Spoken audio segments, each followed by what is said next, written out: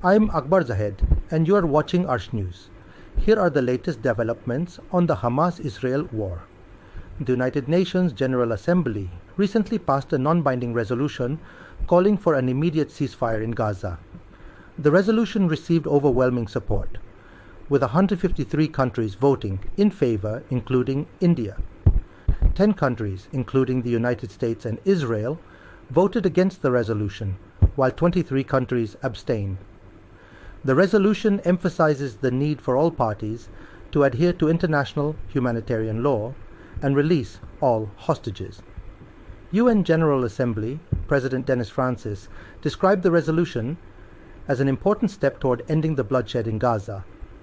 He highlighted the current situation, expressing concern over the targeting of civilians, the hospitals and the schools.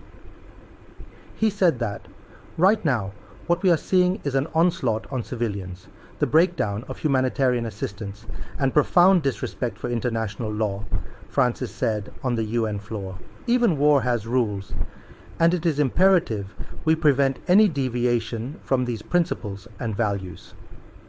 In a joint statement, the Prime Ministers of Australia, Canada, and New Zealand expressed their alarm at the diminishing safe space for civilians in Gaza. They emphasized that the price of defeating Hamas should not be the continuous suffering of Palestinian civilians. American President Biden yesterday warned Israeli Prime Minister Netanyahu that Israel is losing international support for continuing the war in Gaza.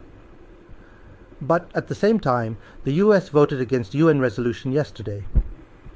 Claire Daly, a member of the European Parliament, stated that the Irish people recognize colonial oppression and do not support the EU's backing of Israel.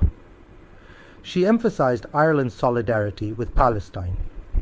The Western countries can no longer justify and defend Israel's genocide, massacres of children, use of phosphorus bombs, bombing of hospitals, schools, refugee camps, and countless other war crimes that even Hitler could blame.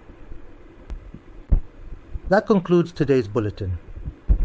Thank you for watching, and kindly note that we always stand for truth, as it is our duty, and to know the truth is your right.